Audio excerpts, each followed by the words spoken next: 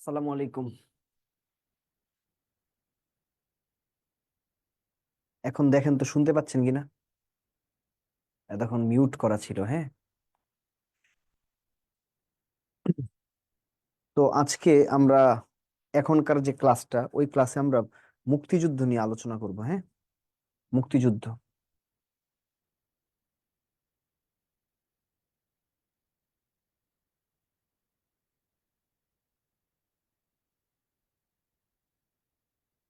Lecture 5 এটা। লেকচারের নাম হচ্ছে মুক্তিযুদ্ধ 1। টপিক গুলো লিখে নেই।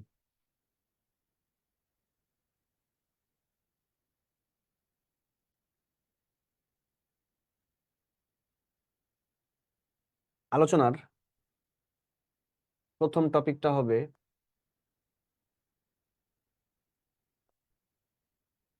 অসহযোগ আন্দোলন।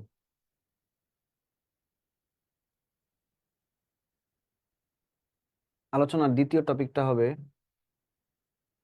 7ই মার্চের ভাষণ।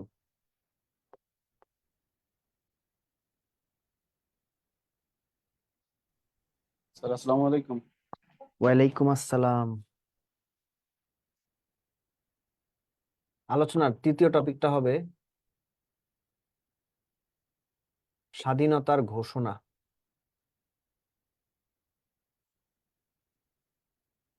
আলোচনার চতুর্থ টপিকটা হবে স্বাধীন বাংলা,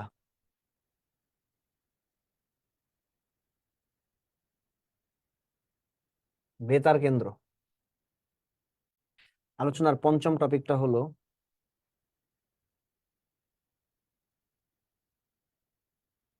মুজিবনগর সরকার।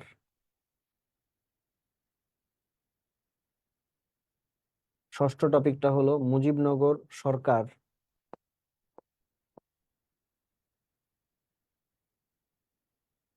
মন্ত্রিসভা। সপ্তম টপিকটা হলো মুজিবনগর সরকার এর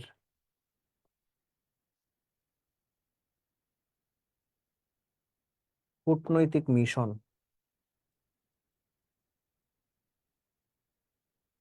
অষ্টম টপিকটা হলো মুক্তিযুদ্ধের আঞ্চলিক বাহিনী।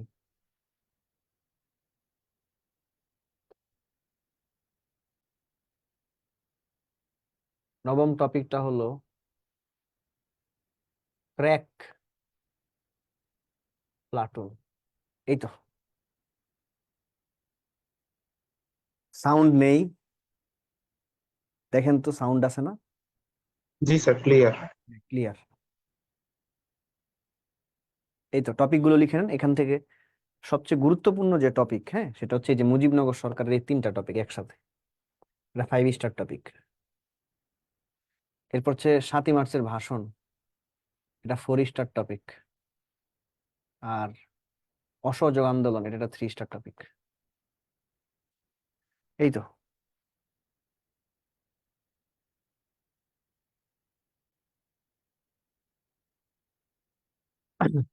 টপিক গুলো লিখে নেন, তারপর আমরা ধারাবাহিক ভাবে আলোচনা করব।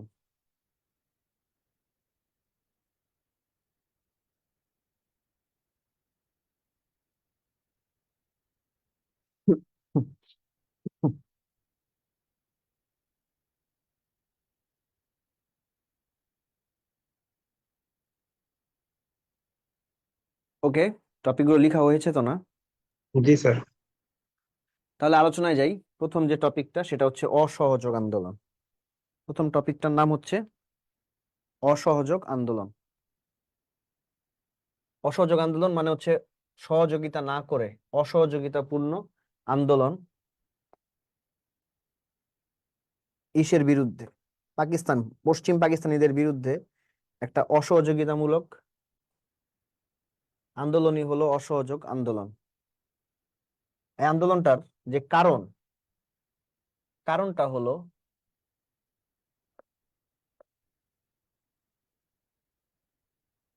সত্তরের নির্বাচনে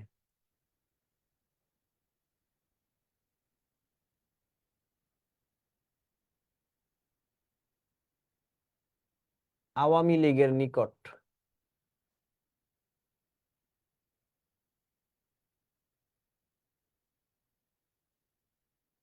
ক্ষমতা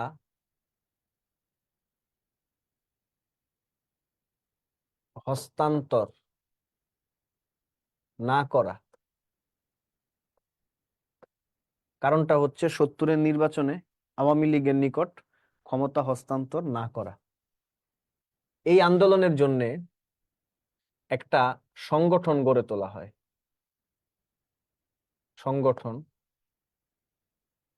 সংগঠনটার নাম হলো স্বাধীন বাংলা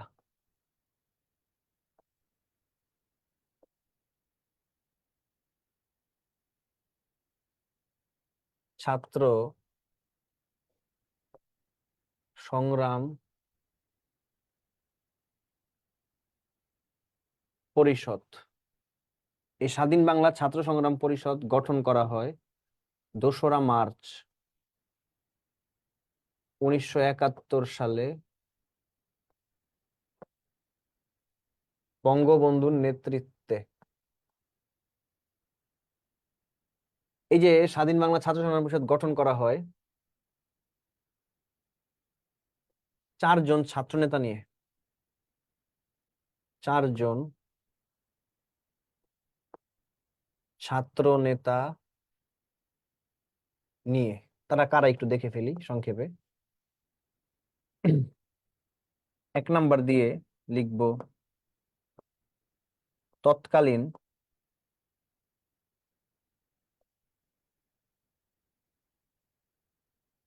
ছাত্রলীগের সভাপতি, তৎকালীন ছাত্রলীগের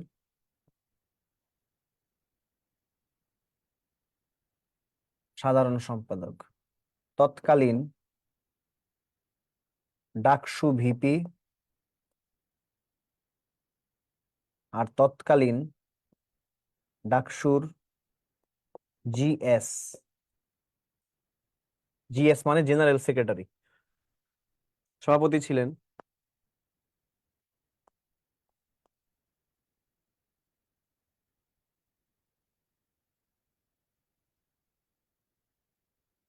নূরে আলম সিদ্দিকী। সাধারণ সম্পাদক ছিলেন শাহজাহান সিরাজ। ডাকসু ভিপি ছিলেন আসম আব্দুর রব এবং জিএস ছিলেন আব্দুল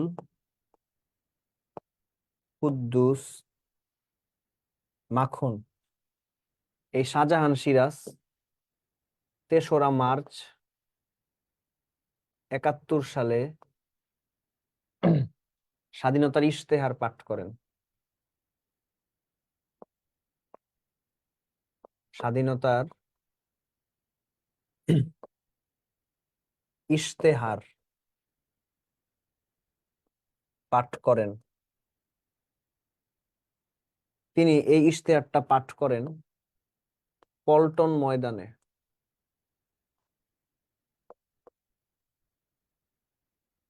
আসম আব্দুর রব 2রা মার্চ 71 সালে ঢাবির কলা ভবনের বটতলায়, কলা ভবন ঢাকা বিশ্ববিদ্যালয়ে সর্বপ্রথম বাংলাদেশের পতাকা উত্তোলন করেন।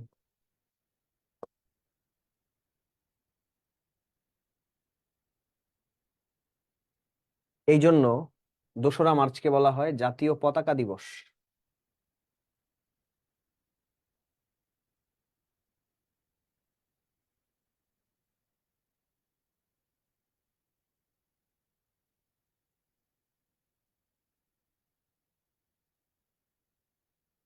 এই আসম আব্দুর রব আরেকটা কাজ করেন 3রা মার্চ 1971 শেখ মুজিবুর রহমানকে জাতির জনক উপাধি প্রদান করেন।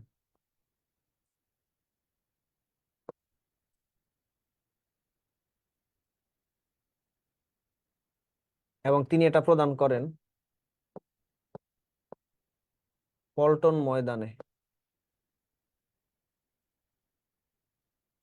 ঐতিহাসিক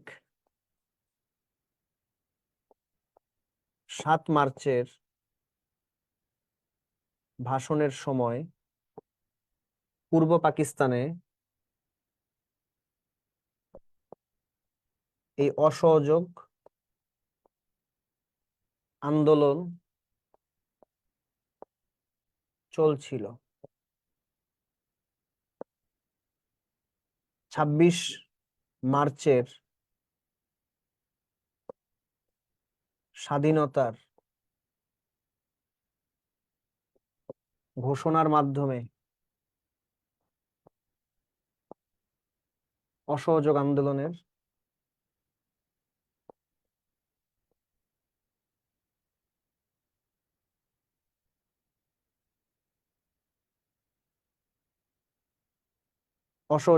সমাপ্তি ঘটে।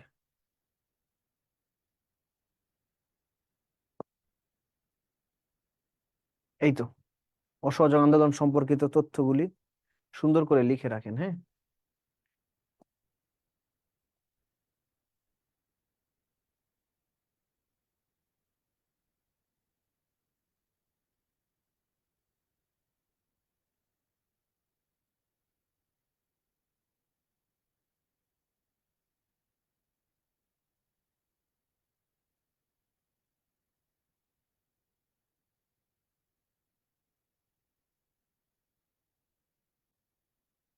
লেখা শেষ হলে আমাকে জানায়েন।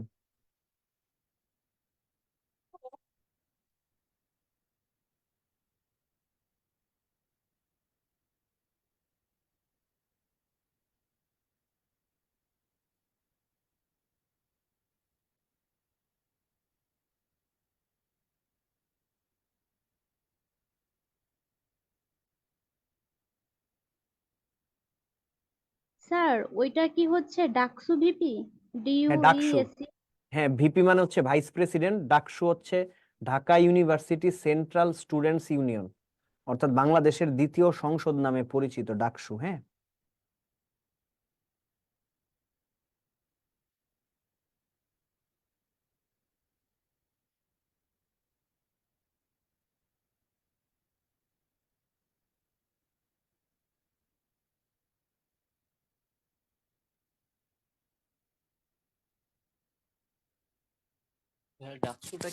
ডাকসুটা কি আরেকবার একটু বলবেন?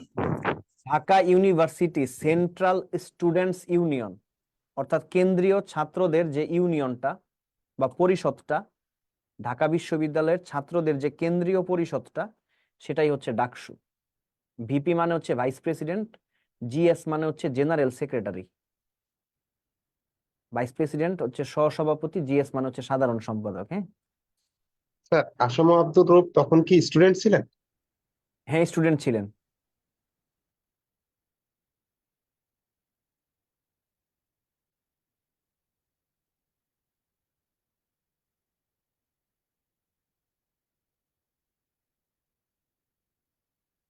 আপনাদের লেখা কি হয়েছে?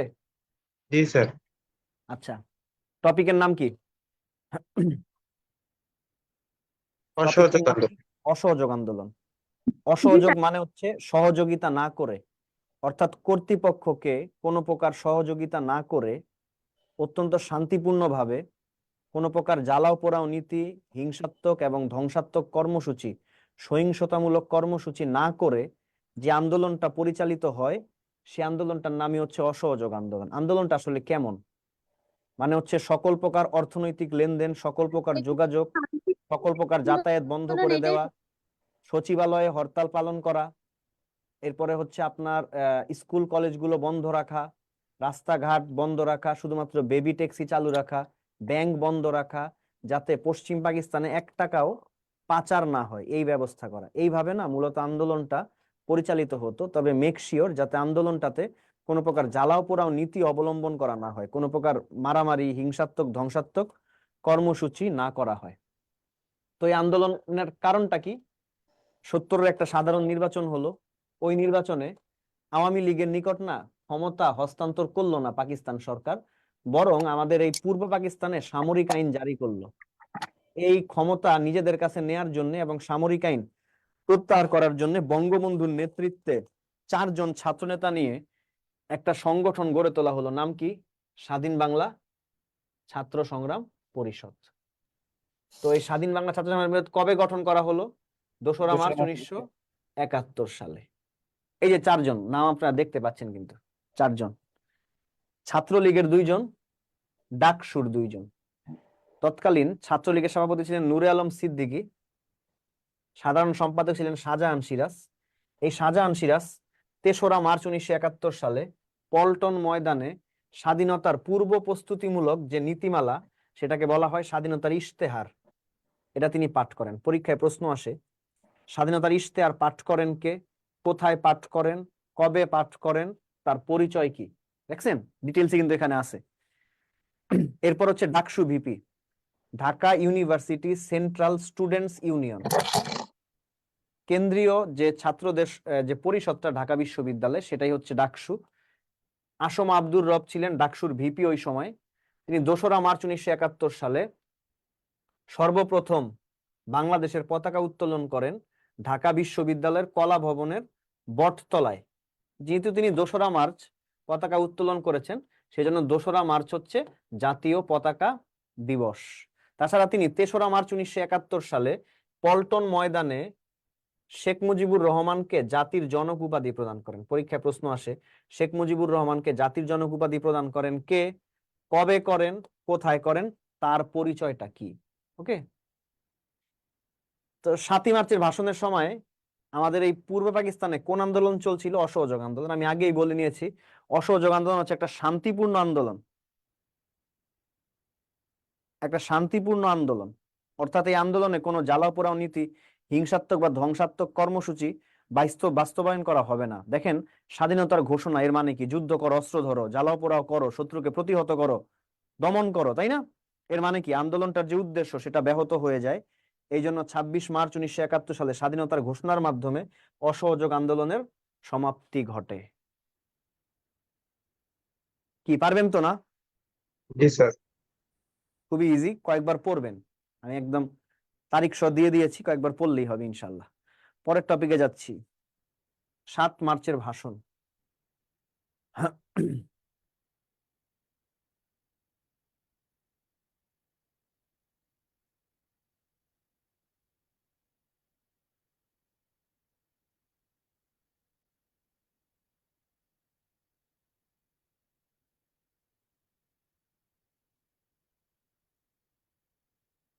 সময় 7 মার্চ 1971,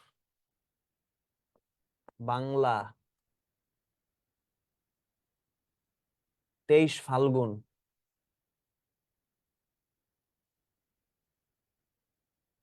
1377,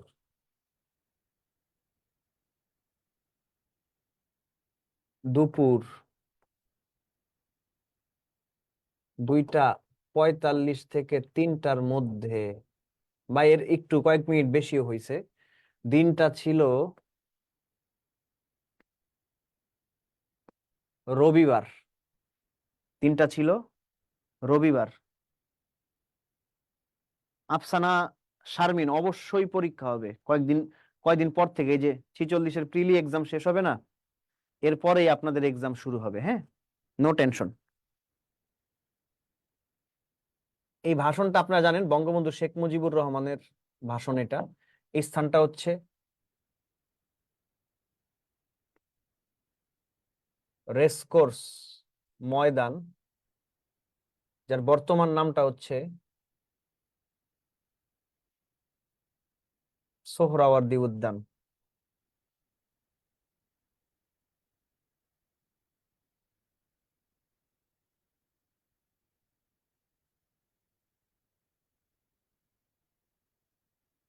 এই ভাষণে স্থায়িত্ব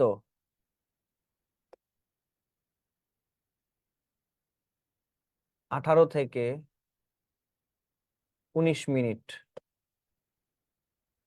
এই ভাষণে শব্দ আছে 1108টি। এই ভাষণের দফা 4টি। এই ভাষণের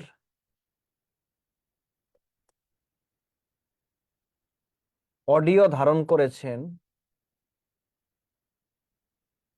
এইচ খন্দকার। এই ভাষণটির ভিডিও ধারণ করেছেন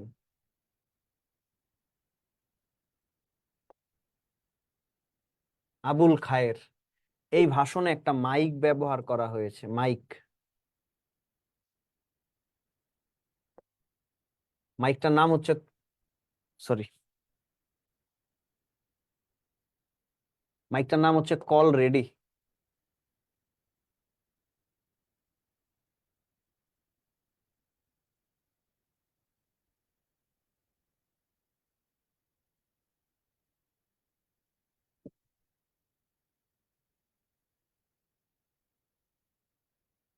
সাতই মার্চের ভাষণ নিয়ে প্রথম চলচ্চিত্র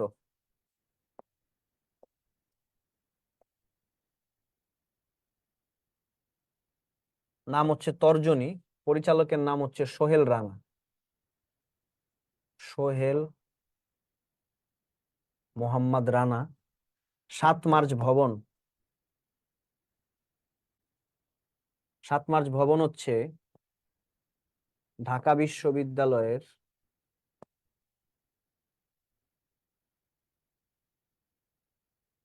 রোকেয়া হলে। 7 মার্চ ভবনটা হচ্ছে ঢাকা বিশ্ববিদ্যালয়ের রোকেয়া হলে।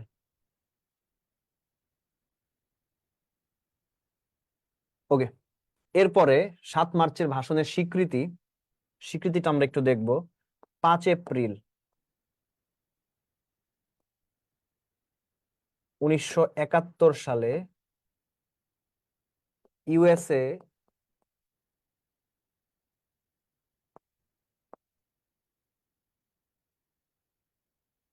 ভিত্তিক সাময়িকী, নাম হচ্ছে নিউজ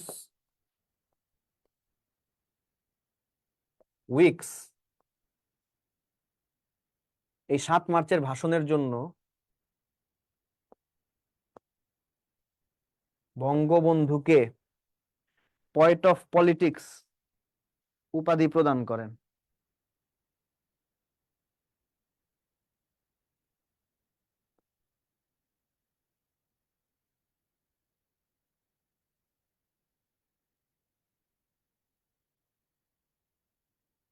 পয়েট অফ পলিটিক্স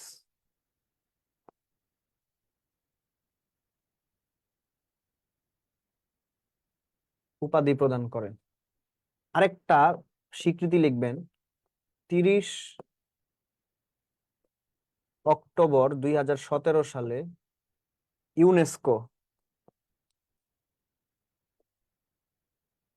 7 মার্চের ভাষণকে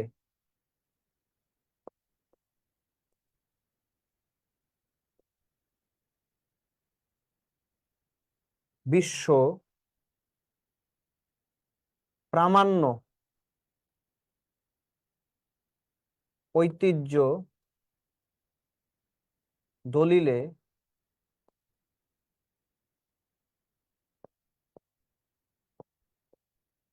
অন্তর্ভুক্ত করে নেয়। সুন্দর করে তথ্যগুলো লিখে রাখেন।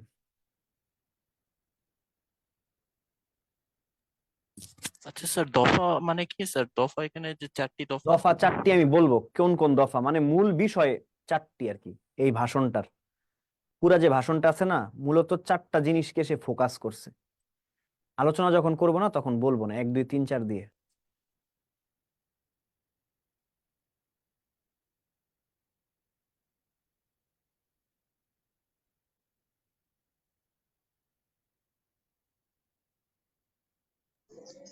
স্যার সোহেল রানা কি এর পরিচালক? জি জি, তর্জনী চলচ্চিত্রের পরিচালক হচ্ছেন সোহেল রানা।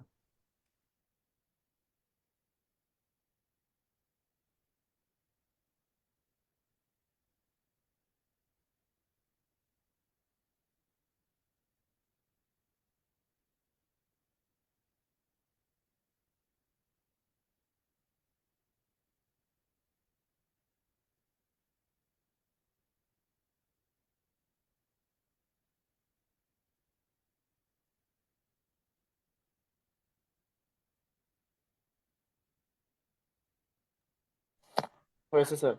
হয়েছে না? টপিকের নাম কি বলেন তো? 7ই মার্চের ভাষণ। 7 মার্চের ভাষণ। দেখেন, ভাষণ তো আসলে অনেক যুগান্তকারী ভাষণ কিন্তু পৃথিবীতে অলরেডি আছে। অনেক ধরনের ভাষণ আছে, যেমন এর মধ্যে হচ্ছে আব্রাহাম লিঙ্কনের গেটিসবার্গের ভাষণ, এরপরে হচ্ছে নেতাজি সুভাষচন্দ্র বসুর ভাষণ, এরপরে হচ্ছে যুক্তরাষ্ট্রের স্বাধীনতাকামী নেতা প্যাট্রিক হেনরির ভাষণ, এরপরে হচ্ছে মহাত্মা গান্ধীর ভাষণ, নেলসন ম্যান্ডেলার ভাষণ, এরপর হচ্ছে মার্টিন লুথার কিং জুনিয়রের ভাষণ, আর আমাদের 7ই মার্চের ঐতিহাসিক বঙ্গবন্ধু কর্তৃক প্রণীত ভাষণটা। এই সবগুলি ভাষণের মধ্যে একটা কমন জিনিস আছে, সেটা হচ্ছে এই ভাষণগুলি ছিল সাধারণ জনগণের জন্য অনুপ্রেরণাদায়ী, একটা মোটিভ নিয়ে কাজ করছে। তবে 7 মার্চের ভাষণটা ছিল একটু ভিন্ন। কেন জানেন? বাকি সবগুলি ভাষণ ছিল স্ক্রিপ্টেড। স্ক্রিপ্টেড মানে আগে থেকে লেখা ছিল, বা কি কি বলবে না বলবে, কি ধরনের কর্মসূচি দিবে, আগে থেকেই গৃহীত ছিল, গ্রহণ করা ছিল। কিন্তু 7ই মার্চের ভাষণটি ছিল ভিন্ন, এটা ছিল আনস্ক্রিপ্টেড। অর্থাৎ বঙ্গবন্ধু স্টেজে উঠলেন, এলেন, দেখলেন, জয় করলেন, ভিনি ভিডি ভিসি, তাই না? তো এই জন্য এই ভাষণটা খুব স্পেশাল। এই ভাষণটার ইংরেজি সময়টা হচ্ছে 7 মার্চ 1971 সাল, বাংলা সময়টা হচ্ছে 23 ফাল্গুন 1377। দুপুর 2টা 45 থেকে 3টার মধ্যে এই ভাষণটা শুরু হয়েছে। স্পেসিফিক সময় নাই, 2টা পৌনে 3টা থেকে 3টা এই সময়ের মধ্যে এই ভাষণটা শুরু হয়েছে। দিনটা ছিল কি বার? রবিবার। রবিবার, এবং হাস্যোজ্জ্বল সূর্য কিরণ দিচ্ছিল, হ্যাঁ, এরকম একটা দিন আর কি। স্থানটা হচ্ছে রেসকোর্স ময়দান, যার বর্তমান নামটা হচ্ছে সোহরাওয়ার্দী উদ্যান। এই ভাষণটা 18 থেকে 19 মিনিট স্থায়ী হয়। 18, যদি পরীক্ষায় যে কোনো 2টা অপশনই থাকে তাহলে আপনি 18 দাগাবেন। 18 শব্দ ছিল 1108টি, দফা ছিল 4টি। মূল মানে দফা হচ্ছে মূল বিষয় আর কি। দফাগুলো কি কি? তখন পূর্ব পাকিস্তানে সামরিক আইন চলছিল। ইয়াহিয়া খান পূর্ব পাকিস্তানে সামরিক আইন জারি করেছিলেন। তো প্রথম দফা হচ্ছে সামরিক আইনটা প্রত্যাহার করতে হবে। দ্বিতীয় দফা হচ্ছে সৈন্যদেরকে তাদের থাকার জায়গা মানে ব্যারাকে ফিরিয়ে নিতে হবে। তৃতীয় দফাটা হচ্ছে 69-এর গণ অভ্যুত্থানে যে গণহত্যাগুলি হয়েছে না, সেগুলোর উপযুক্ত তদন্ত এবং বিচার করতে হবে। চতুর্থ দফাটা হচ্ছে নির্বাচিত জনপ্রতিনিধিদের নিকট ক্ষমতা হস্তান্তর করতে হবে। এই 4টা হচ্ছে 7ই মার্চের ভাষণের দফা। অর্থাৎ এই 7ই মার্চের ভাষণ মূলত এই 4টা জিনিসকে কেন্দ্র করে কি করা হয়, প্রবর্তন করা হয়, বা মানে হচ্ছে বলে আর কি। এটার অডিও ধারণ করেছেন এইচ খন্দকার, ভিডিও চিত্র ধারণ করেছেন আবুল খায়ের। একটা মাইক ব্যবহার করা হয়, মাইকটার নাম কি? অলরেডি 7ই মার্চের ভাষণ নিয়ে একটা চলচ্চিত্র নির্মিত হয়েছে, নাম কি? তর্জনী। পরিচালকের নাম কি? সোহেল রানা। 7ই মার্চের ভবনটা কোথায়? বেগম রোকেয়া হল। বেগম রোকেয়া হলটা কোথায়? ঢাকা বিশ্ববিদ্যালয়। যুক্তরাষ্ট্র ভিত্তিক সাময়িকী, কোন দেশ ভিত্তিক? যুক্তরাষ্ট্র। সাময়িকীর নাম কি বলেন? News weeks. বঙ্গবন্ধুকে একটা উপাধি দেয়, উপাধির নাম কি? রাজনীতির কবি। কবে উপাধিটা দেয়? 5 এপ্রিল 1971 সালে। ইউনেস্কো 7ই মার্চের ভাষণকে কিসে অন্তর্ভুক্ত করে বলেন তো? বিশ্ব প্রামাণ্য ঐতিহ্য দলিল। এটাকে বলে memory of the world international register. এটাকে ডকুমেন্টারি হেরিটেজও কিন্তু বলা হয়। কে করে? ইউনেস্কো। কবে? 30 অক্টোবর 2017। খুবই গুরুত্বপূর্ণ 2টা তারিখ, তথ্যগুলি খুব ভালোভাবে পড়বেন। হ্যাঁ, 7ই মার্চের ভাষণ নিয়ে নির্মলেন্দু গুণের বিখ্যাত একটা কবিতা আছে, কে রোধে তার বজ্র কণ্ঠবাণী, গণসূর্যের মঞ্চ কাঁপিয়ে কবি শোনালেন তার অমর কবিতা খানি। এবারের সংগ্রাম আমাদের মুক্তির সংগ্রাম, এবারের সংগ্রাম স্বাধীনতার সংগ্রাম, সেই থেকে স্বাধীনতা শব্দটি আমাদের হলো। হ্যাঁ, পারবেন তো না? ইনশাআল্লাহ স্যার। ওকে। স্যার গেল কবিতার নামটা একটু আপনি বলেন। সেই থেকে স্বাধীনতা শব্দটি আমাদের। নির্মলেন্দু গুণের। হ্যাঁ, নির্মলেন্দু গুণের।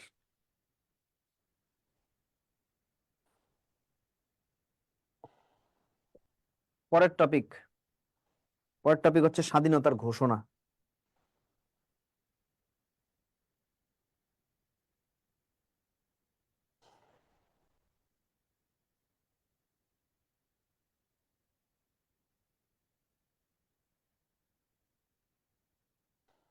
স্বাধীনতার ঘোষণা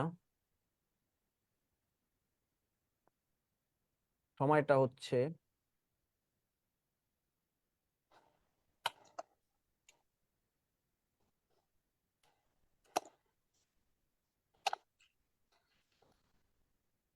26 মার্চ 1971। বাংলা সময়টা হচ্ছে 12 চৈত্র 1377। ঘোষণাটার সময়কালটা হচ্ছে রাত 12টা 1 থেকে 1 ঘটিকার মধ্যে, আর দিনটা ছিল শুক্রবার। শুক্রবার।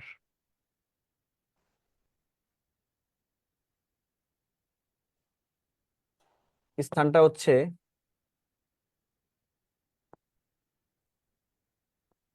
বঙ্গবন্ধুর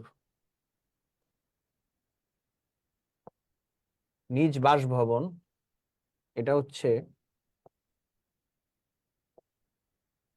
ধানমন্ডির 32 নং বাড়ি।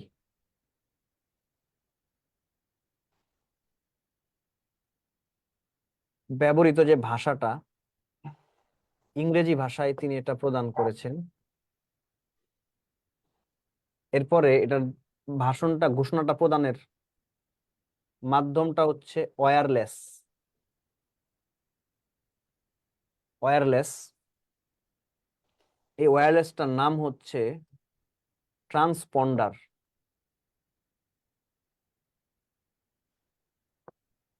এক ইপিআর এর কাছ থেকে ওয়্যারলেসটা পাওয়া গিয়েছিল।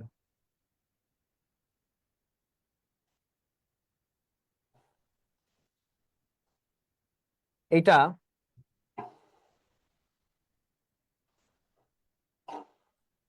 প্রথম প্রেরণ করা হয় চট্টগ্রাম আওয়ামী লীগের সভাপতি জহুর আহমেদ চৌধুরীকে। তবে এটা জনসম্মুখে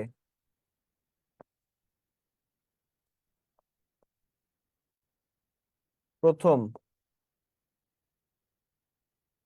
প্রচার করেন, এটা জনসম্মুখে সর্বপ্রথম প্রচার করেন এম এ হান্নান। তিনি চট্টগ্রাম আওয়ামী লীগের সাধারণ সম্পাদক ছিলেন। তিনি দুপুর 2টা 30 ঘটিকায় চট্টগ্রাম কালুরঘাট বেতার কেন্দ্র থেকে এইটা স্বাধীনতার ঘোষণাটা তিনি প্রচার করেছিলেন। এই স্বাধীনতার ঘোষণা সম্পর্কিত সংবিধানের অনুচ্ছেদ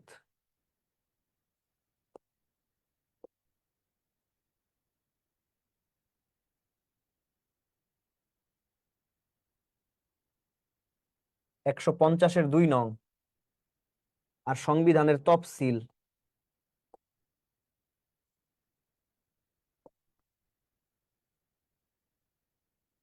তফসিলটা হচ্ছে 6 নং।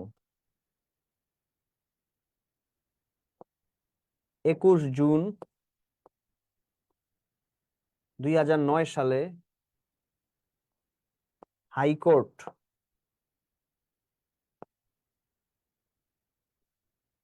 বঙ্গবন্ধুকে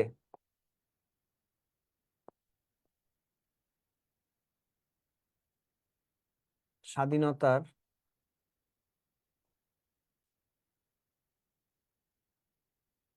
ঘোষক বলে রায় প্রদান করে।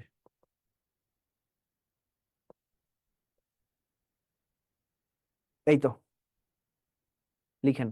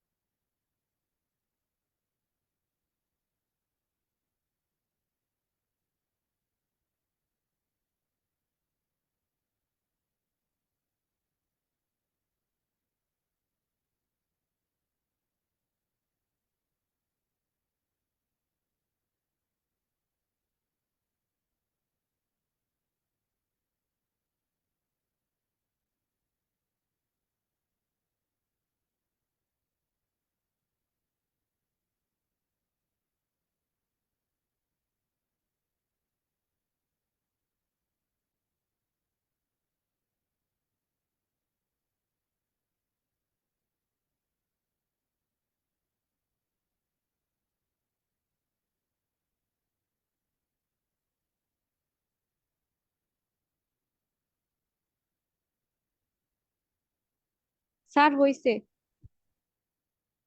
টপিকটার নাম কি বলেন? স্বাধীনতার ঘোষণা। স্বাধীনতার ঘোষক। দেখেন, দুইটা দেশ স্বাধীনতার ঘোষণা দিয়ে স্বাধীন হইছে। একটা হচ্ছে মার্কিন যুক্তরাষ্ট্র, আরেকটা হচ্ছে বাংলাদেশ। আর কেউ কিন্তু স্বাধীনতার ঘোষণা দেওয়ার মাধ্যমে স্বাধীন হয় নাই। হ্যাঁ, তো আমাদের যে স্বাধীনতার ঘোষণাটা, এটা ইংরেজি ভাষায় বঙ্গবন্ধু শেখ মুজিবুর রহমান তার নিজ বাসভবন বা ধানমন্ডির 32 নম্বর বাড়ি থেকে প্রদান করেছিলেন। ঘোষণাটি হচ্ছে অনেকটা এরকম: this may be my last message from today, Bangladesh is independent. I call upon the people of Bangladesh, wherever you might be, and with whatever you have, fight against the Pakistan occupation army to the last, and continue the fight till the last army of Pakistan occupation is expelled from the land of Bangladesh and the final victory is achieved. এটা হচ্ছে একটা স্বাধীনতার ঘোষণা, যেটা তিনি প্রদান করেছিলেন কবে বলেন তো? 26 মার্চ 1971 সাল। বাংলা তারিখটা কবে? 12/4/1377, রাত 12টা 1 থেকে 1 ঘটিকার মধ্যে। দিনটা ছিল শুক্রবার। মাধ্যমটা হচ্ছে ওয়্যারলেসের মাধ্যমে। ওয়্যারলেসটার নাম হচ্ছে ট্রান্সপন্ডার 1, আর এই ওয়্যারলেসটা প্রদান করেছিল ইপিআর, ইস্ট পাকিস্তান রাইফেলস, যার বর্তমান নাম হচ্ছে বিজিবি, বর্ডার গার্ড বাংলাদেশ। এটা সর্বপ্রথম প্রেরণ করা হয় চট্টগ্রাম আওয়ামী লীগের তৎকালীন সভাপতি জহুর আহমেদ চৌধুরীকে, এবং জনসম্মুখে প্রথম প্রচার করেন চট্টগ্রাম আওয়ামী লীগের সাধারণ সম্পাদক মোহাম্মদ আব্দুল হান্নান। দুপুর 2:30টায় তিনি এটা প্রচার করেন চট্টগ্রাম কালুরঘাট বেতার কেন্দ্র থেকে। এই স্বাধীনতার ঘোষণা সম্পর্কে সংবিধানের অনুচ্ছেদটা হচ্ছে 150-2, আর তফসিলটা হচ্ছে 6 নং। হাইকোর্ট 21 জুন 2009 সালে একটা রায় দেয়। এই রায়ে বলা হয় যে বঙ্গবন্ধুই হচ্ছেন স্বাধীনতার ঘোষক, জিয়াউর রহমান না, বরং বঙ্গবন্ধুই হচ্ছেন স্বাধীনতার ঘোষক। ওকে, বলেন পারবেন কিনা? স্যার। পরের টপিকে যাচ্ছি। স্যার একটা কোশ্চেন ছিল। জি করেন। স্যার সেদিনকে যে পড়লাম হচ্ছে যুক্ত ফ্রন্ট, এখন আমাদের বইতে তো যুক্ত 5টা দল দেয়া আছে। ফ্রন্টের মানে অনেক মন্ত্রী আছে। হুম, যুক্ত ফ্রন্টে টোটাল 15 জন মন্ত্রী ছিলেন, 15 জন। আমি কিন্তু মন্ত্রী নিয়ে কোনো কথা বলি নাই, আমি বলছি দল কয়টা, আর ওই দলগুলোর সভাপতি কে, কিভাবে জিতছে, কয়টা আসন পাইছে। হ্যাঁ, বুঝতে পারছেন?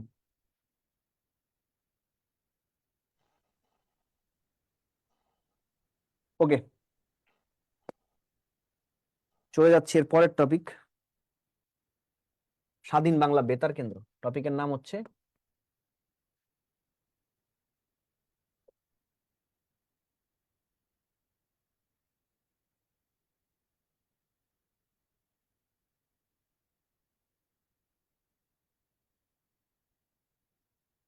স্বাধীন বাংলা বেতার কেন্দ্র।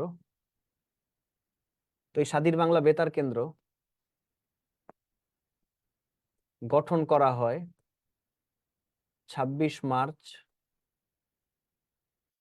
71 সালে কালুরঘাট, চট্টগ্রাম। এটা গুড়িয়ে দেয় পাকিস্তানি বিমান বাহিনী।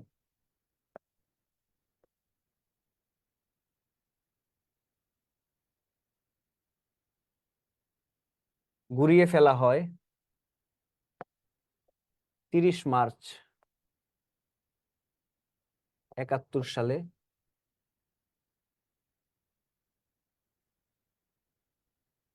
বিমান বাহিনী পাকিস্তান। এটা কলকাতায়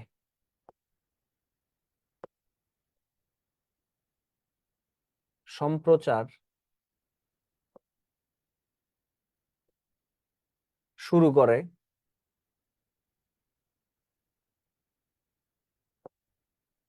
25 মে 71 সালে। এটার নাম পরিবর্তন করা হয় 6 ডিসেম্বর 71 সালে। নতুন নামটা হলো বাংলাদেশ বেতার।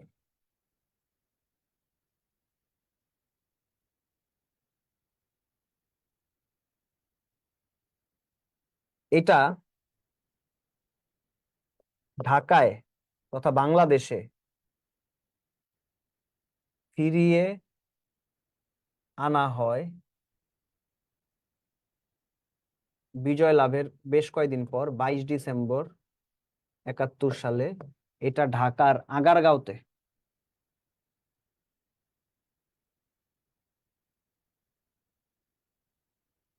স্থানান্তর করা হয়। এটার প্রধান অনুষ্ঠানটা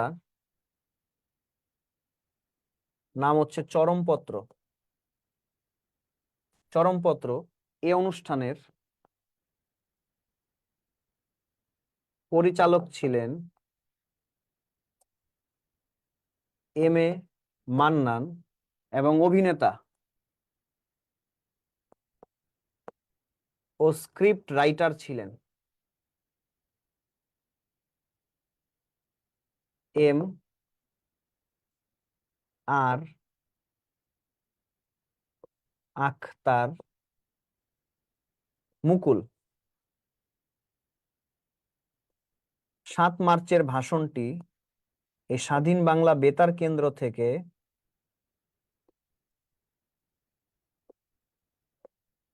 বজ্রকণ্ঠ নামে প্রচারিত হতো। আর সঙ্গীত অনুষ্ঠানটা এই স্বাধীন বাংলা বেতার কেন্দ্র থেকে একটা সঙ্গীত অনুষ্ঠান পরিচালনা করা হতো। সঙ্গীত অনুষ্ঠানটার নাম হচ্ছে জাগরণী, মুক্তিযোদ্ধাদের অনুপ্রেরণামূলক সঙ্গীত অনুষ্ঠান। একটা কবিতা আবৃত্তি অনুষ্ঠান প্রচার করা হতো। আবৃত্তি অনুষ্ঠানের নাম হচ্ছে অগ্নিশিখা। একটা মাসিক পত্রিকা এই বেতার কেন্দ্র থেকে প্রকাশ করা হতো। পত্রিকাটার নাম হচ্ছে বাংলার বাণী। বাংলার বাণী, যার সম্পাদক ছিলেন শেখ ফজলুল হক।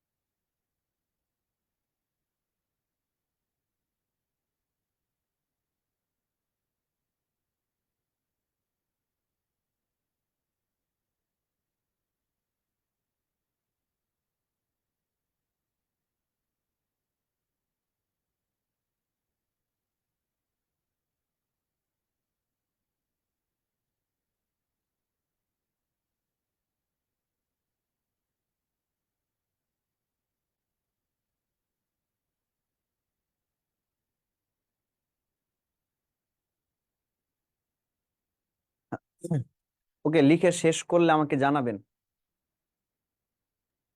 Yes, sir. ওকে, টপিকের নাম হচ্ছে স্বাধীন বাংলা বেতার কেন্দ্র। আসলে তখন তো আর এখনকার মতো মোবাইল, ইন্টারনেট ছিল না, ল্যাপটপ, এরকম উন্নত তথ্য যোগাযোগ প্রযুক্তি ছিল না। তখন একমাত্র যোগাযোগের মাধ্যমই ছিল একটা বেতার কেন্দ্র। তো একটা বেতার কেন্দ্র আমাদেরকে অবশ্যই গঠন করতে হবে, মানে প্রতিষ্ঠা করতে হবে, যার ধারাবাহিকতায় একটা বেতার কেন্দ্র প্রতিষ্ঠা করা হলো, যার নাম দেওয়া হলো স্বাধীন বাংলা বেতার কেন্দ্র। 26 মার্চ 1971 সালে এই স্বাধীন বাংলা বেতার কেন্দ্র গঠন করা হলো। এটা গঠন করা হলো চট্টগ্রামের কালুরঘাটে, যেটা কালুরঘাট বেতার কেন্দ্র নামেও কিন্তু পরিচিত। এটা যেহেতু তৎকালীন সময় আমরা বিজয় লাভ করি নাই, পাকিস্তানের ভূখণ্ডের মধ্যেই ছিল, সেই জন্য পাকিস্তানি বিমান বাহিনী এই বেতার কেন্দ্রটিকে গুড়িয়ে দিল 30 মার্চ 1971 সালে। আমরা পরবর্তীতে ত্রিপুরার আগরতলায় সম্প্রচার শুরু করলেও রেডিও ফ্রিকোয়েন্সি ভালোভাবে না পাওয়ার কারণে এটা আধুনিক কলকাতা শহরে সম্প্রচার শুরু করলো 25 মে 1971 সালে। পরবর্তীতে ওই কলকাতার বালিগঞ্জেই এটা সম্প্রচার শুরু করছিল এবং সাকসেসফুলি এটা রান করছিল। পরবর্তীতে যখন ভারত এবং ভুটান বাংলাদেশকে স্বীকৃতি দিল, আমাদের প্রথম জেলা হিসাবে যশোর শত্রুমুক্ত হলো, আমরা মোটামুটি বিজয় লাভের দিকে আগাচ্ছিলাম, তখন কিন্তু এটা নাম পরিবর্তন করা হলো। নাম পরিবর্তন করে নতুন নাম দেওয়া হলো বাংলাদেশ বেতার, এবং বিজয় লাভের পর এটা কলকাতা থেকে ঢাকায় ফিরিয়ে আনা হলো 22 ডিসেম্বর 1971 সালে। ঢাকার আগারগাঁওতে এটাকে ফিরিয়ে আনা হলো। এই স্বাধীন বাংলা বেতার কেন্দ্রের প্রধান অনুষ্ঠানটার নাম হচ্ছে চরমপত্র, যার পরিচালক ছিলেন এম এ মান্নান এবং অভিনেতা ও ঢাকাইয়া ভাষায় স্ক্রিপ্ট রাইটার ছিলেন এম আর আক্তার মুকুল। 7ই মার্চের ভাষণটি স্বাধীন বাংলা বেতার কেন্দ্র থেকে বজ্র কণ্ঠ নামে প্রচারিত হতো। এই স্বাধীন বাংলা বেতার কেন্দ্র থেকে একটা সঙ্গীত অনুষ্ঠান প্রচারিত হতো যার নাম হচ্ছে জাগরণী, একটা আবৃত্তি অনুষ্ঠান প্রচারিত হতো যার নাম হচ্ছে অগ্নিশিখা, একটা মাসিক পত্রিকা বের হতো যার নাম হচ্ছে বাংলার বাণী, যার সম্পাদকের নাম হচ্ছেন শেখ ফজলুল হক মনি। এখন বলেন পারবেন কিনা?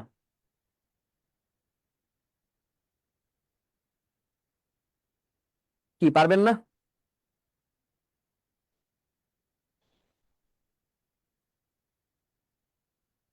পরের টপিকে যাই। জি স্যার। ওকে,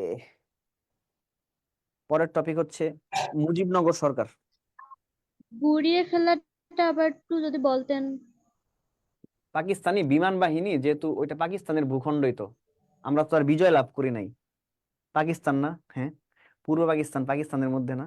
তারা যেটা করলো, আমাদের এই এই বেতার কেন্দ্রটাকে উপর থেকে মানে যে বোম ফেলে গুড়িয়ে দিল, বুঝতে পারছেন, একদম গুড়িয়ে দিল, ক্রাশ ক্রাশ করে ফেললো। হ্যাঁ, কারা? পাকিস্তানি বিমান বাহিনী, 30 মার্চ 1971 সালে।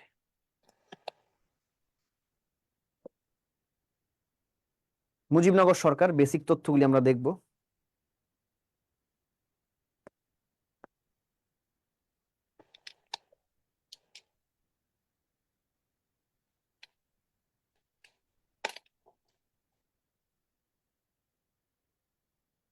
মুজিবনগর সরকার, এটাকে বলা হয় স্বাধীনতার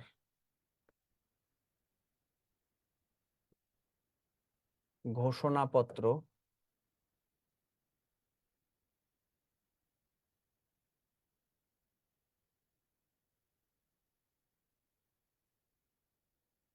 দ্য প্রোক্লেমেশন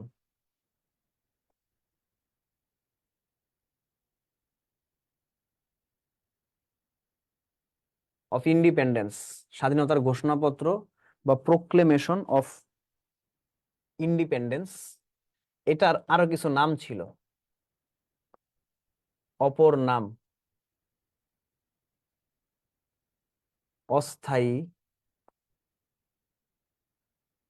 অন্তর্বর্তীকালীন,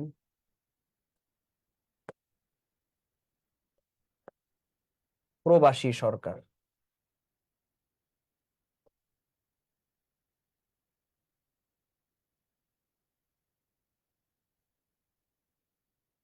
এটার অস্থায়ী সদর দপ্তর বা সচিবালয় ছিল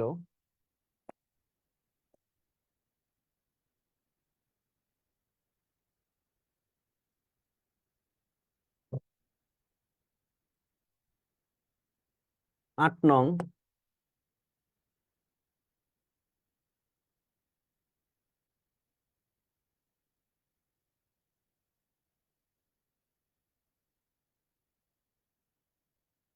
থিয়েটার রোড,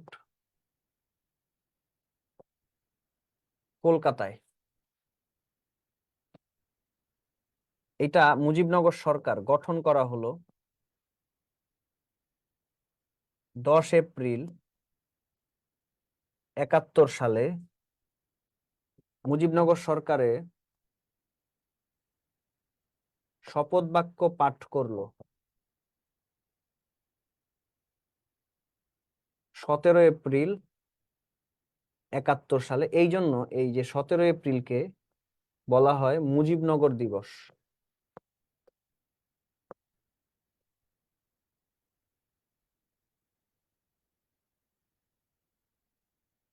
সতেরো এপ্রিলকে বলা হয় মুজিবনগর দিবস। হ্যাঁ, তো শপথ বাক্য পাঠী স্থান, এই যে শপথ বাক্য পাঠের যে স্থানটা, হ্যাঁ, এই স্থানটা হচ্ছে বৈদ্যনাথতলা।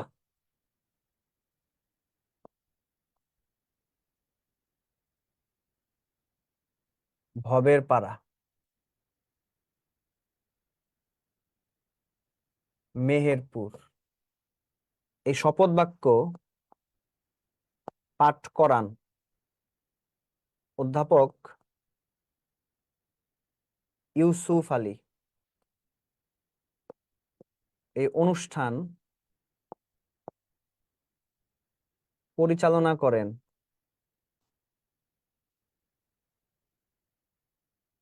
এম.এ. মান্নান এবং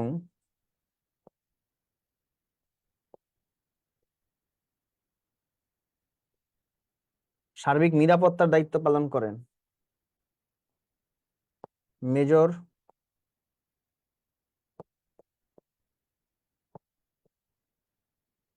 আবু ওসমান চৌধুরী। এই মুজিবনগর সরকারের মন্ত্রিসভার সদস্য ছিলেন 6 জন, মন্ত্রণালয় ছিল 12টি, সচিব 10 জন। তাদের মধ্যে মন্ত্রী পরিষদ সচিব হচ্ছেন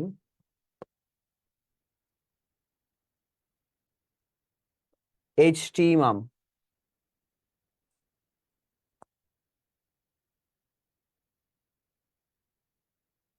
কূটনৈতিক মিশন হচ্ছে 5টি।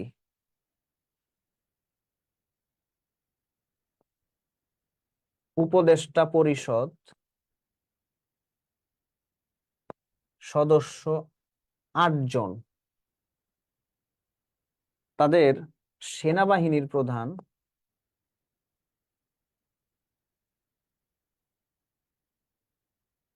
ছিলেন এম.এ.জি. ওসমানী, আতাউল,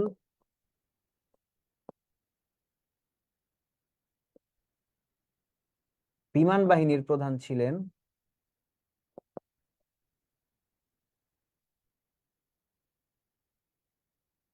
এ.কে. খন্দকার। আর সবার শেষে সকল স্টাফদের চিফ ছিলেন chief of staff colonel Abdur রব। এই তো, এই টপিকের তথ্যগুলো লিখে রাখেন।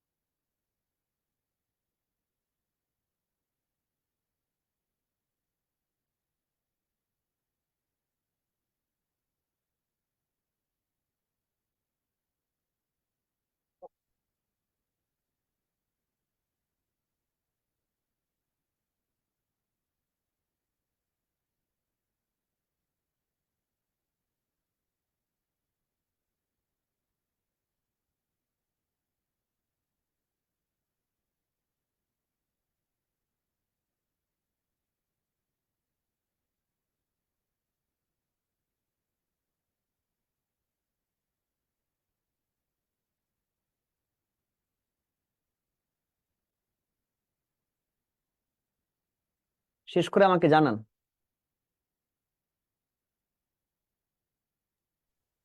স্যার, বিমান বাহিনীর প্রধান কি একে খন্দকার? জি জি, এ কে খন্দকার, আব্দুল করিম খন্দকার।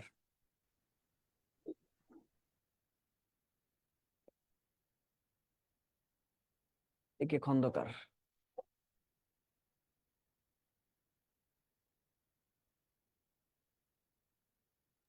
স্যার হয়েছে। তো মুজিবনগর সরকার, তো বাংলাদেশের স্বাধীনতা ঘোষণা করা হলো। স্বাধীনতা ঘোষণার পরে আমাদেরকে যুদ্ধ করতে হবে। তো যুদ্ধ তো এলোমেলো করলে হবে না, একটা সরকারের অধীনে থাকতে হবে, গুরুত্বপূর্ণ ব্যক্তিরা গুরুত্বপূর্ণ দপ্তরের দায়িত্বে থাকবে এবং তাদের নির্দেশ অনুযায়ী আমাদের যে শৃঙ্খলা বাহিনী রয়েছে, সামরিক বাহিনী রয়েছে এবং গণবাহিনী রয়েছে, তারা যুদ্ধ করবে। অর্থাৎ মুক্তিযুদ্ধ সুচারুরূপে পরিচালনা করার জন্য যে সরকারটা গঠন করা হলো তার নামই হচ্ছে মুজিবনগর সরকার, যার সাংবিধানিক নাম হচ্ছে স্বাধীনতার ঘোষণাপত্র, যাকে আমরা ইংরেজিতে বলি দ্য প্রোক্লেমেশন অফ ইন্ডিপেন্ডেন্স। এটার আরো কিছু নাম আছে, যেমন এটাকে অস্থায়ী সরকার বলা হয়, কারণ মুক্তিযুদ্ধ শেষ হলে এই সরকার শেষ। এটাকে অন্তর্বর্তীকালীন সরকার বলা হয়, এটাকে কিন্তু প্রবাসী সরকারও বলা হয়, কারণ এই মুজিবনগর সরকারের আরেকটা খুব গুরুত্বপূর্ণ কাজ ছিল কূটনৈতিক মিশনগুলো পরিচালনা করা, অর্থাৎ বিদেশি সমর্থন আদায় করা মুক্তিযুদ্ধের পক্ষে। এর অস্থায়ী সচিবালয় ছিল কলকাতার ৮ নং থিয়েটার রোডে। এটা গঠন করা হয়েছে 10 এপ্রিল 1971 সালে। আহ আর শপথ বাক্য পাঠ করা হয় 17 এপ্রিল 71 সালে। যেহেতু শপথ বাক্য পাঠ করা হয় 17 এপ্রিল, সেই জন্য মুজিবনগর দিবস হিসাবে গণ্য করা হয়েছে 17 এপ্রিল তারিখটাকে। মুজিবনগর সরকারের শপথ বাক্য পাঠ করার স্থানটা হচ্ছে কুষ্টিয়া জেলার মেহেরপুর মহকুমার বৈদ্যনাথতলার ভবের পাড়ার আমবাগান নামক একটা জায়গায়। শপথ বাক্য পাঠ করান অধ্যাপক ইউসুফ আলী। অনুষ্ঠান পরিচালনার দায়িত্ব পালন করেন মোহাম্মদ আব্দুল হান্নান। সার্বিক নিরাপত্তার দায়িত্ব পালন করেন মেজর আবু ওসমান চৌধুরী। মুজিবনগর সরকারের মন্ত্রণালয় ছিল 12টি, আর মন্ত্রিসভার সদস্য ছিলেন 6 জন। সচিব ছিলেন 10 জন, তাদের মধ্যে মন্ত্রী পরিষদ সচিব ছিলেন এইচ.টি. ইমাম, হোসাইন তোফাজ্জল ইমাম। কূটনৈতিক মিশন ছিল 5টি। উপদেষ্টা পরিষদ সদস্য ছিলেন 8 জন। এই উপদেষ্টা পরিষদের সভাপতি ছিলেন কিন্তু মৌলানা আব্দুল হামিদ খান ভাসানী, আর কূটনৈতিক মিশনগুলোর সভাপতি ছিলেন আবু সাইদ চৌধুরী। মুজিবনগর সরকারের সেনাবাহিনীর প্রধান ছিলেন এম.এ.জি. ওসমানী, আমরা বলি আতাউল গনি ওসমানী। বিমান বাহিনীর প্রধান ছিলেন আব্দুল করিম খন্দকার এবং চিফ অফ স্টাফ মানে সকল স্টাফদের চিফ ছিলেন কর্নেল আব্দুর রব। কি পারবেন না? পরের টপিকে যাচ্ছি। মন্ত্রিসভা, মুজিবনগর সরকারের মন্ত্রিসভা। স্যার, আবু ওসমান চৌধুরী উনি কি মেজর ছিলেন?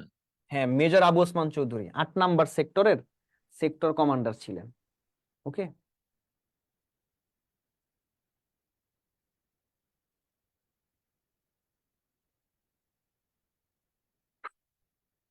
মন্ত্রিসভা, তো প্রথমে আসবে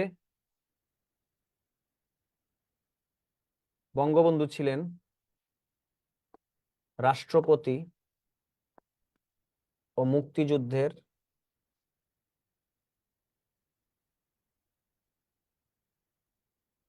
সর্বাধিনায়ক। 2 নাম্বার দিয়ে লিখবেন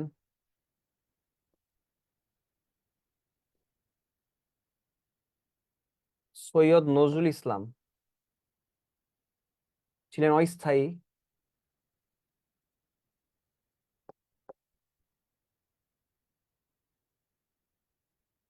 রাষ্ট্রপতি। 3 নাম্বার দিয়ে লিখবেন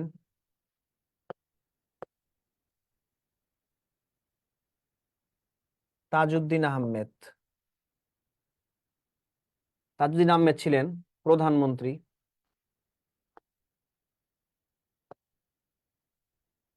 প্রতিরক্ষা, শিক্ষা,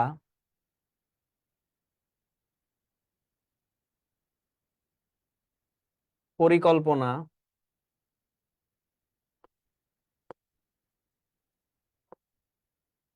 সমাজ কল্যাণ,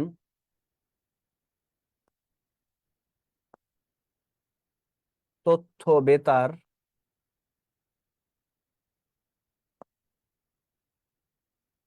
স্থানীয় শাসন,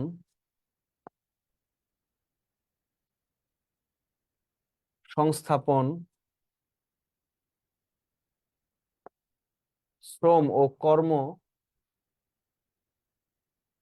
সংস্থান এবং অর্থনৈতিক ব্যবস্থা মন্ত্রী।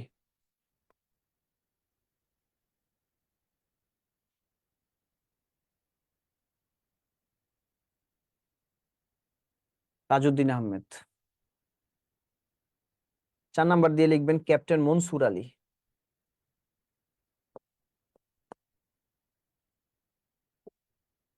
ক্যাপ্টেন মনসুর আলী অর্থ,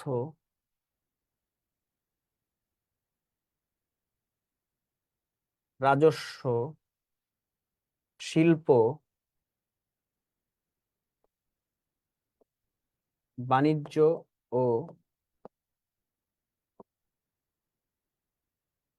পরিবহন মন্ত্রী ছিলেন। 5 নাম্বার দিয়ে লিখবেন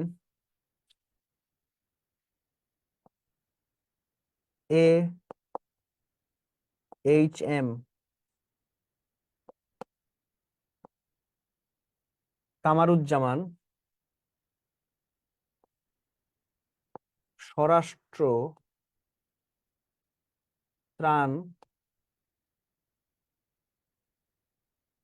পুনর্বাসন, কৃষি মন্ত্রী ছিলেন। 6 নাম্বার দিয়ে লিখব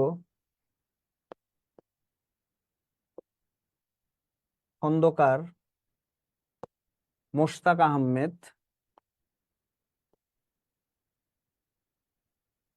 পররাষ্ট্র আইন আর সংসদ বিষয়ক মন্ত্রী ছিলেন। এই তো মন্ত্রিসভা।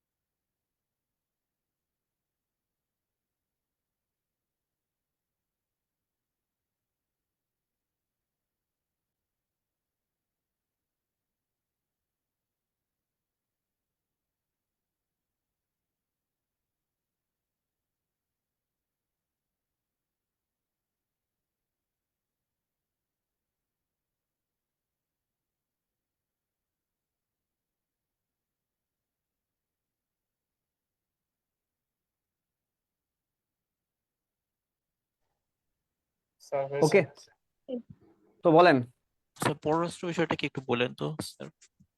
কয় নাম্বারটা? স্যার পররাষ্ট্র বিষয়টা একটু বলেন। আচ্ছা, পররাষ্ট্র হচ্ছে অন্য দেশের সাথে সম্পর্ক। যেমন পররাষ্ট্রনীতি আসলে জিনিসটা কি? আন্তর্জাতিক শান্তি, নিরাপত্তা এবং সংহতির উন্নয়ন। আমরা সকল দেশের সাথে যত সম্ভব ভালো সম্পর্ক বজায় রাখবো, তাদের সাথে যে আমরা একটা মানে হচ্ছে সৌহার্দ্যপূর্ণ সম্পর্ক বজায় রাখবো। আন্তর্জাতিক যে আইন রয়েছে, জাতিসংঘ সনদ রয়েছে, সেটার প্রতি উপযুক্ত সম্মান এবং শ্রদ্ধা প্রদর্শন করব। অন্য রাষ্ট্রের অভ্যন্তরীণ বিষয়ে কোনো নাক গলাবো না। সবসময় সুসম্পর্ক বজায় রাখবো যাতে আমাদের আমদানি এবং রপ্তানি বাণিজ্যে সুবিধা হয়। তাছাড়া উপনিবেশিকতাবাদ, সাম্রাজ্যবাদের বিরুদ্ধে অন্যান্য যে নির্যাতিত নিপীড়িত দেশগুলোর সাথে একাত্মতা পোষণ করব। এটাই হচ্ছে কি সংক্ষেপে পররাষ্ট্রনীতি, জি স্যার, বুঝতে পেরেছি। অর্থাৎ স্যার এটার জাতীয় ইংলিশ স্বার্থ ফর্ম কি? সংরক্ষণ করা এবং অন্য দেশের সাথে ভালো সম্পর্ক বজায় রাখা, এটাই হচ্ছে পররাষ্ট্রনীতি। ওকে,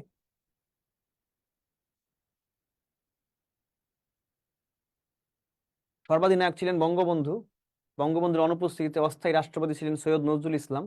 প্রধানমন্ত্রী প্রতিরক্ষা, শিক্ষা, পরিকল্পনা, সমাজ কল্যাণ, তথ্য বেতার, স্থানীয় শাসন, সংস্থাপন, শ্রম কর্মসংস্থান এবং অর্থনৈতিক ব্যবস্থা মন্ত্রী তাজউদ্দিন আহমেদ। অর্থ, রাজস্ব, শিল্প, বাণিজ্য, পরিবহন মনসুর আলী। স্বরাষ্ট্র, ত্রাণ, পুনর্বাসন, কৃষি AHM কামারুজ্জামান। পররাষ্ট্র আইন এবং সংসদ মন্ত্রী খন্দকার মোশতাক আহমেদ। পরের টপিক,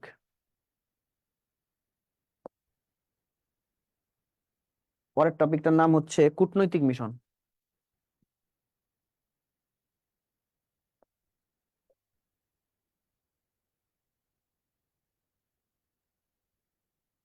বৈদেশিক সমর্থন আদায় করার জন্য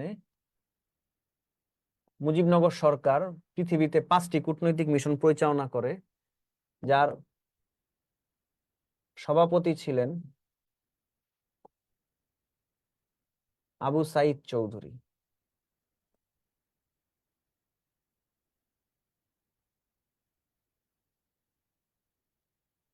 মিশনগুলি আমরা একটু ধারাবাহিকভাবে দেখি।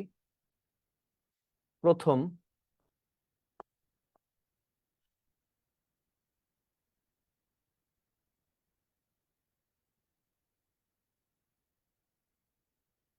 দ্বিতীয়, তৃতীয়, চতুর্থ, পঞ্চম। প্রথম মিশনটা হচ্ছে কলকাতায়। এই মিশনটা 18 এপ্রিল শুরু হয়।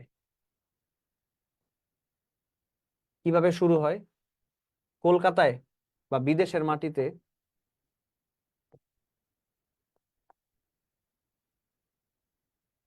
প্রথম পতাকা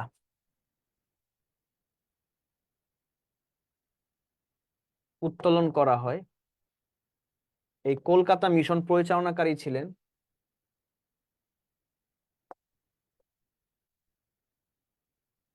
মোহাম্মদ হোসেন আলী। দ্বিতীয় মিশনটা হচ্ছে দিল্লি মিশন। এই মিশনটা পরিচালনার দায়িত্বে ছিলেন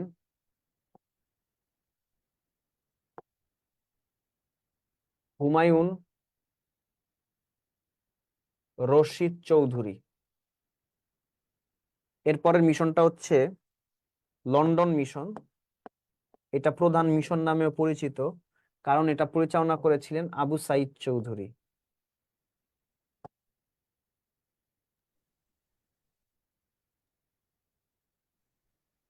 চতুর্থ মিশনটা হচ্ছে ওয়াশিংটন মিশন। ওয়াশিংটন মিশনটা পরিচালনা করেছেন এম আর সিদ্দিকী। এবং সর্বশেষ মিশনটা ছিল স্টকহোম, সুইডেন। এই মিশনটা পরিচালনা করেছেন আব্দুর রাজ্জাক। এই তো, সুন্দর করে লিখে নেন 5টা মিশন।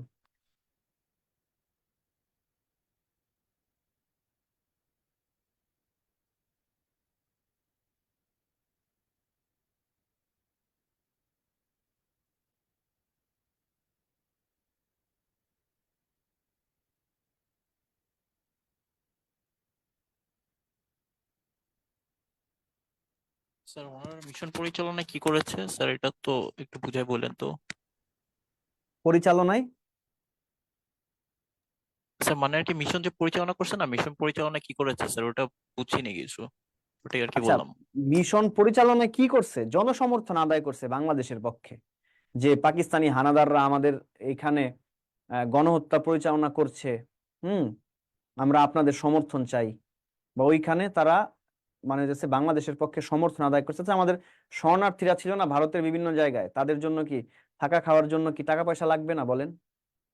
এই টাকা পয়সা মানে হচ্ছে সংগ্রহের ব্যবস্থা করছে, কালেকশনের ব্যবস্থা করছে। হ্যাঁ,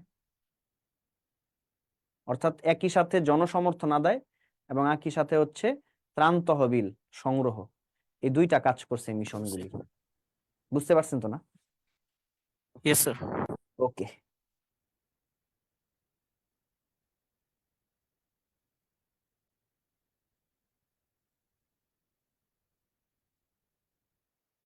স্যার প্রথমটা একটু একটু বুঝি নাই, এই কলকাতাটা। প্রথম মিশনটা হচ্ছে কলকাতায়।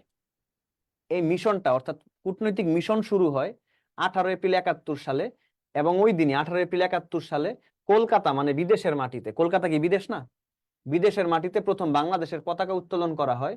এই পতাকাটা উত্তোলন করেন এম হোসেন আলী, অর্থাৎ কলকাতা মিশনের পরিচালনাকারী ওকে এম হোসেন আলী।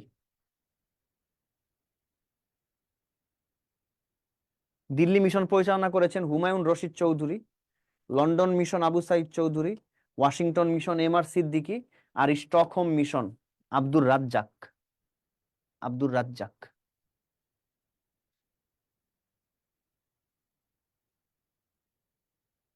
কি পারবেন তো না? পরের দুইটা স্যার টপিক আমি একসাথে শেষ করব। স্যার হুম। এতে কি পতাকা পতাকা উত্তোলন করা হয়েছে বিদেশের হ্যাঁ, মাটিতে? বাংলাদেশের পতাকা, কলকাতার মাটি মানে বিদেশের মাটিতে বাংলাদেশের পতাকা প্রথম উত্তোলন করা হয় কলকাতায় আর 18 এপ্রিল 18 তারিখে। এপ্রিল হচ্ছে জি জি জি, 18 এপ্রিল স্যার। তারিখে। হুম। স্যার এই 18 এপ্রিল কি স্থাপন করা হয়েছে নাকি এই দিন হ্যাঁ, হচ্ছে পতাকা 18 উত্তোলন এপ্রিল করা হয়? প্রথম কূটনৈতিক মিশনও স্থাপন করা হয়েছে, প্রথম পতাকা উত্তোলন করেছে, মানে পতাকা উত্তোলনের মাধ্যমে মিশনটা চালু করা হয়েছে। বিষয়টা হচ্ছে এমন। হ্যাঁ, আর হচ্ছে হোসেন আলী হচ্ছে মানে পরিচালনায় পরিচালক। ছিলেন, বা তিনি যেহেতু পরিচালক তিনি তো পতাকা উড়াইবেন, তাই না? খুব স্বাভাবিক।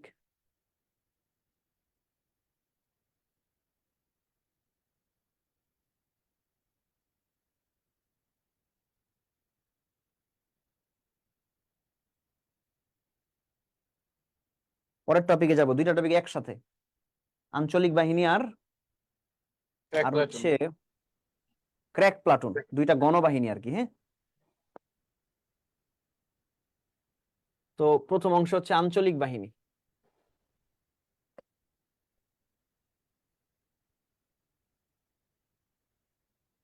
আটটা আঞ্চলিক বাহিনী, আটটা মনে রাখবেন।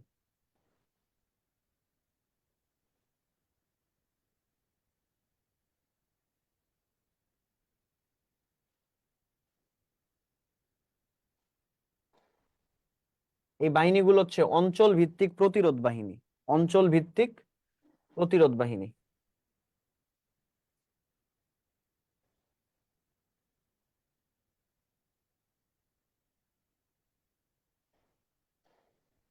আফসার বাহিনী। স্যার প্রথমটা কি লিখছেন স্যার? কাদেরিয়া, কাদেরিয়া, কাদের সিদ্দিকী আছে না বঙ্গবীর, জি স্যার। তার নাম অনুযায়ী। আলিম বাহিনী, আকবর বাহিনী,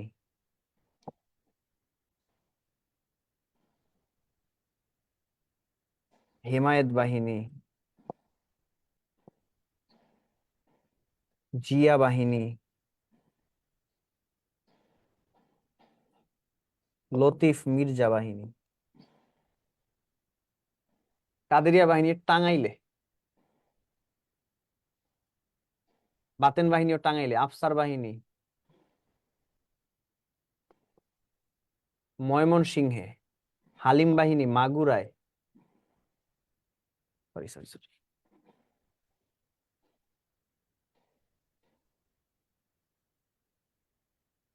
হালিম বাহিনী হচ্ছে মানিকগঞ্জে।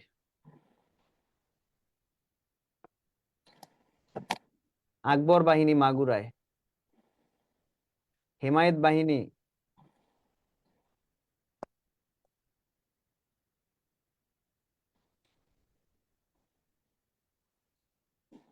ফরিদপুর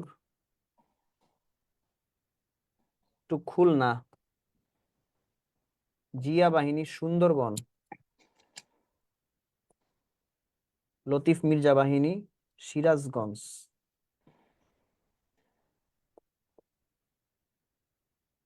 টু পাবনা। এই আটটা বাহিনী ছিল। আর এই অংশে আমরা ক্র্যাক প্লাটুনটা নিয়ে কথা বলবো।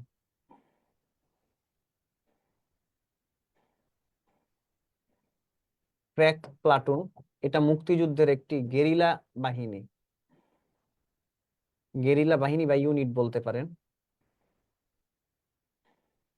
এটা আক্রমণ পদ্ধতি, আক্রমণ স্থান, যুক্ত সেক্টর, যুক্ত ফোর্স, মোট সদস্য, মোট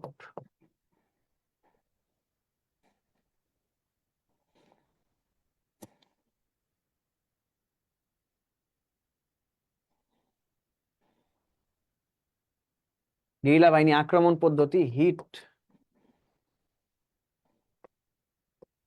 এন্ড রান, আক্রমণ স্থান ঢাকা টু কুমিল্লা, যুক্ত সেক্টর 2 নং, যুক্ত ফোর্স কে ফোর্স, মোট সদস্য ছিল 34 জন, মোট অপারেশন ছিল 82টি, অন্যতম সদস্য শাফি, ইমাম রুমি আর পপ সম্রাট আজম খান।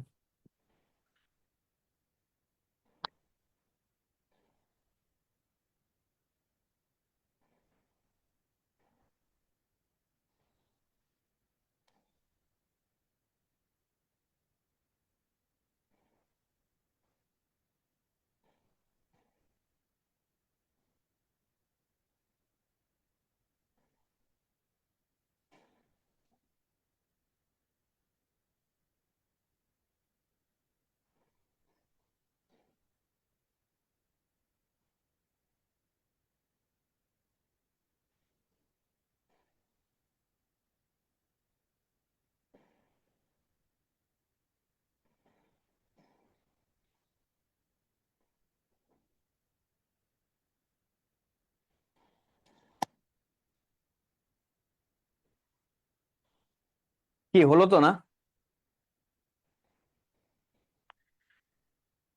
স্যার আরেকটু বাকি। ওকে, আমাদের লেখার কাজ কিন্তু শেষ আজকের মতো, টপিক কিন্তু শেষ হয়ে গেছে।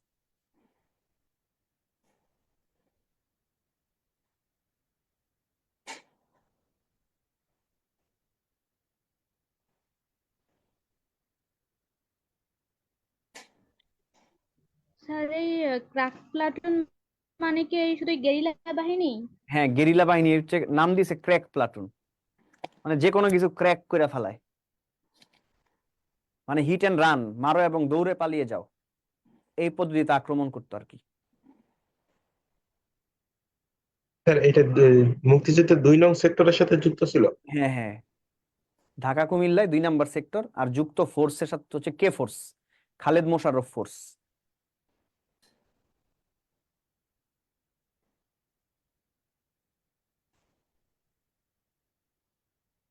তাহলে কাদেরিয়া বাহিনীর টাঙ্গাইলে, বাতেন বাহিনীর টাঙ্গাইলে, ময়মনসিংহে আফসার বাহিনী, মানিকগঞ্জে হালিম, আকবর বাহিনী মাগুরায়, ফরিদপুর গোপালগঞ্জ খুলনায় হেমায়েত বাহিনী, জিয়া বাহিনী সুন্দরবনে এবং সিরাজগঞ্জ পাবনায় হচ্ছে লতিফ মির্জা বাহিনী। মুক্তিযুদ্ধের গেরিলা বাহিনী হচ্ছে ক্র্যাক প্লাটুন, আক্রমণ পদ্ধতি হচ্ছে হিট এন্ড রান, মারো এবং দৌড়ে পালিয়ে যাও, আক্রমণ স্থান হচ্ছে ঢাকা টু কুমিল্লা, যুক্ত সেক্টর 2 নং, যুক্ত ফোর্স কে ফোর্স, মোট সদস্য 34 জন, মোট পরিচালিত অপারেশন 82টি, অন্যতম সদস্য শহীদ শাফি ইমাম রুমি, শহীদ জননী জাহানারা ইমামের পুত্র শাফি ইমাম রুমি এবং আমাদের পপ সম্রাট আজম খান, তারা ছিলেন ক্র্যাক প্লাটুনের অন্যতম সদস্য। বলেন আজকের ক্লাসে যা যা পড়ছেন পারবেন না ইনশাল্লাহ? ইনশাআল্লাহ। তাহলে আজকের ক্লাসটা আমরা এখানেই শেষ করি। ওকে, স্যার কালকে দেখা হবে। জি বলেন। স্যার এই কূটনৈতিক মিশনটা বলতে কি বোঝায়? ওই যে বললাম, কূটনৈতিক মিশন হচ্ছে, মনে করেন মনে করেন যে আপনার ভাই মারছে, অনেক মারছে, এখন আপনার কি সমর্থন লাগবে না কারো কাছ থেকে? মনে করেন আপনার বাবা মায়ের কাছ থেকে আপনার সমর্থন লাগবে, যাতে আপনি আপনার এই মারের প্রতিশোধটা নিতে পারেন। কূটনৈতিক মিশনের প্রধান উদ্দেশ্য ছিল জনসমর্থন আদায়। পাকিস্তানি হানাদার বাহিনী যে আমাদের উপর গণহত্যা পরিচালিত করছে অকারণে, এটার জন্য আমাদের একটা জনসমর্থন আদায় করতে হবে। তাছাড়া ভারতের বিভিন্ন অংশে বাংলাদেশে শরণার্থীরা অবস্থান করছিল না, তাদের থাকা খাওয়ার ব্যবস্থা করার জন্য কি অর্থের দরকার হচ্ছিল না বলেন? এই অর্থ কোত্থেকে আসবে? এগুলি কি কালেক্ট করতে হবে না? কূটনৈতিক মিশনের আরেকটা অন্যতম কাজ ছিল শরণার্থীদের জন্য সাহায্য, ত্রাণ তহবিল এবং অর্থ কালেকশন করা। কি বোঝা গেল তো? স্যার এটা ইংরেজি ফর্ম কি? স্যার কূটনীতির স্যার ইংরেজি কি? এটা আপনি বলতে পারেন হচ্ছে ডিপ্লোম্যাটিক ফোর্স বলতে পারেন, ও জি স্যার। Diplomatic force. তাহলে আমরা ক্লাসটা শেষ করে ফেলি, কি বলেন? জি স্যার। ওকে, তাহলে ক্লাসটা আসসালামু শেষ আলাইকুম। করি, ভালো থাকবেন।